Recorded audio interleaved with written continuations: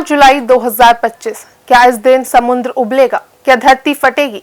क्या कोई सुनामी, कोई महाविनाश इस दुनिया को हिला देने वाला है? और सबसे बड़ा सवाल, क्या वाकई कोई ऐसा इंसान है जो इसका पूर्वाभास पहले ही कर चुका है? आज की रिपोर्ट सिर्फ एक वायरल ट्रेंड या मंगा कॉमिक पर नहीं, बल्कि उन दो रहस्यमयी महिलाओं पर केंद्रित है जिनकी भविष्यवाणियां आज भी दुनिया में चर्चा का विषय बनी हुई है। पहली बाबा वांगा, जिनकी कई भविष्यवाणियां सटीक निकली, और दूसरी रयो तत्सुकी, जापान की एक ऐसी साधारण सी कलाकार जिसकी कल्पनाएं बार बार हकीकत में बदली। और अब उसी कलाकार ने कहा है कि 5 जुलाई को समुद्र उबलने वाला है। एक भविष्यवाणी ने लाखों लोगों को डर, विज्ञान को चुनौती और सोशल मीडिया को सनसनी से भर दिया। आइए आपको बताते हैं कि कौन है रयो तत्सुकी, क्या है उनकी चेतावनी और क्या है उसका वैज्ञानिक आधार। बाबा वांगा की कौन सी वो बातें थी जो सच हुई, और क्या वाकई कोई महाविनाश हमारे दरवाजे पर खड़ा है? दुनिया में कुछ ऐसे रहस्य होते हैं जिनकी सच्चाई हमें तब तक समझ नहीं आती जब तक वो हकीकत ना बन जाए। भविष्यवाणी ये एक ऐसा शब्द है जिसे कुछ लोग आस्था मानते हैं तो कुछ अंधविश्वास, लेकिन जब किसी की कही बातें बार बार साबित होने लगे तो उसे नजरअंदाज करना मुश्किल हो जाता है। इतिहास में एक ऐसी ही महिला रही बाबा वांगा, जिनके नाम ने भविष्यवाणियों की दुनिया को झंझोर कर रख दिया। और अब जापान की एक मंगा कॉमिक कलाकार रयो तत्सुकी को नई बाबा वांगा कहा जा रहा है। बाबा वांगा का जन्म 1911 में बुल्गारिया में हुआ। उनका असली नाम वंगोलिया पांडवेदुशेवा था। बचपन में एक तेज तूफान में उनकी आंखों की रोशनी चली गई, लेकिन उनका दावा था कि उस घटना के बाद उन्हें भविष्य की झलकियां दिखने लगी। बाबा वांगा ने सैकड़ों भविष्यवाणियां की, कुछ प्रसिद्ध, कुछ अनसुनी, लेकिन उनमें से कई ऐसी थी जो बिल्कुल सटीक साबित हुई। जैसे उन्होंने 1989 में कहा था कि अमेरिका पर 2 स्टील पक्षी हमला करेंगे, और ठीक 2001 में 9/11 का हमला। ऐसी कई भविष्यवाणियां 1991 में सोवियत यूनियन के बिखर जाने की, बराक ओबामा के अमेरिका का पहला अश्वेत राष्ट्रपति बनने की बात भी उन्होंने कही थी। 2004 की सुनामी हो या सीरिया में ISI का उदय, ऐसी तमाम वो बातें थी जो बाबा वांगा ने कही। हालांकि उन्होंने कुछ ऐसी भविष्यवाणियां भी की जिनके सच होने का अभी भी इंतजार है, जैसे कि तीसरा विश्व युद्ध, एलियंस का आगमन और मानव जाति का अंत। अब आते हैं रयो तत्सुकी पर, जिनकी तुलना बाबा वांगा से इसलिए की जा रही है क्योंकि उन्होंने भी कुछ साल पहले ऐसी भविष्यवाणियां की थी जो धीरे धीरे सच साबित हो चुकी है। रयो जापान की एक मंगा आर्टिस्ट है। उन्होंने 1999 में एक ग्राफिक नोवेल प्रकाशित की थी, द फ्यूचर आई सॉ, यानी कि जो भविष्य मैंने देखा। यह नोवेल उनके सपनों पर आधारित था, सपने जो उन्हें डरावनी घटनाओं के बारे में चेतावनी देते थे।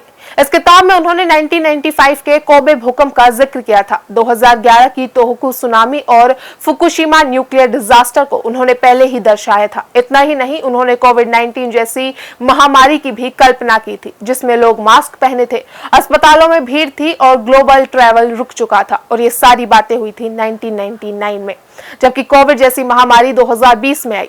अब रयो को उसी मंगा के अपडेट वर्जन में एक नया अध्याय जोड़ा गया है, जिसका नाम है द सी विल बॉयल, यानी कि समुद्र उबलेगा। इस अध्याय में पूरी दुनिया में खलबली मचा दी है।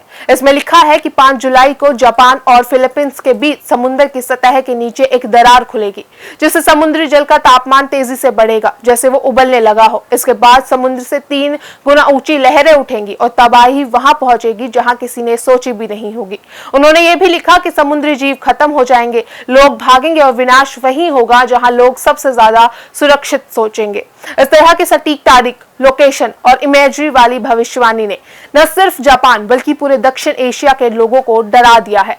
अब इसे लेकर लोगों में हलचल मच गई है। सोशल मीडिया पर जुलाई 5 डिजास्टर, सी बॉयल प्रिडिक्शन जैसे हैशटैग ट्रेंड कर रहे हैं। टिकटॉक और यूट्यूब पर हजारों वीडियो अपलोड हो चुके हैं, जिनमें 5 जुलाई को दिन जापान छोड़ने की बात लोग कर रहे हैं। हांगकांग, सिंगापुर, मलेशिया जैसे देशों से जापान जाने वाली फ्लाइट्स की बुकिंग में 80% तक की गिरावट आई है। टूरिस्ट अपनी बुकिंग कैंसिल कर रहे हैं, खासकर जापान के दक्षिणी हिस्सों, नागासाकी जैसे इलाकों में।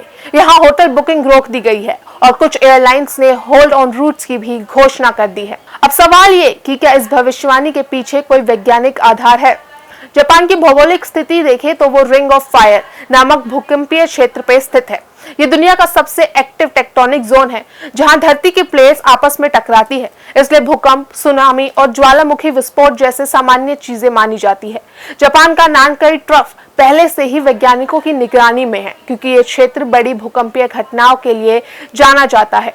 लेकिन वैज्ञानिकों का कहना है कि किसी भी एक स्पेसिफिक तारीख को ऐसी घटना होगी, ये दावा विज्ञान की दृष्टि से असंभव है।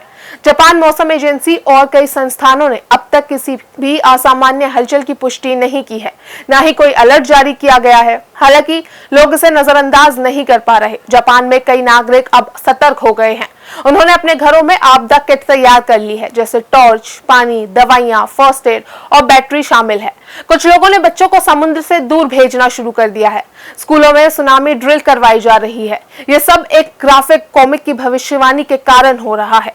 अब यहाँ एक गहरा सवाल उठता है, क्या हम अंधविश्वास से डर रहे हैं या इतिहास से सबक लेकर सतर्क हो रहे हैं? क्योंकि जब कोई महिला जो ना ही वैज्ञानिक है बल्कि सिर्फ एक आर्टिस्ट है, लेकिन उसकी कई बातें बार बार सच साबित हो रही है, तो क्या उसे यूं ही नकार देना सही है? बाबा वांगा और रयो तत्सुकी की तुलना इसलिए भी हो रही है क्योंकि दोनों महिलाओं ने सत्ता, विज्ञान, धर्म सबसे परे जाकर केवल देखा और फिर उसे साझा किया। और जब उनकी देखी बातें दुनिया के इतिहास में दर्ज होने लगी तो उन्हें भविष्यवक्ता मान लिया गया। विज्ञान कहता है कि कोई भविष्यवाणी सटीक नहीं हो सकती, लेकिन इंसानी दिमाग कहता है कि अगर आग से पहले धुआं दिखे तो अलर्ट हो जाना चाहिए। तो क्या 5 जुलाई 2025 को जापान पर सुनामी आएगी? क्या समुद्र उबलेगा? क्या सैकड़ों लोग मरेंगे? या ये सिर्फ एक कोरी कल्पना है जो डर का रूप ले चुकी है?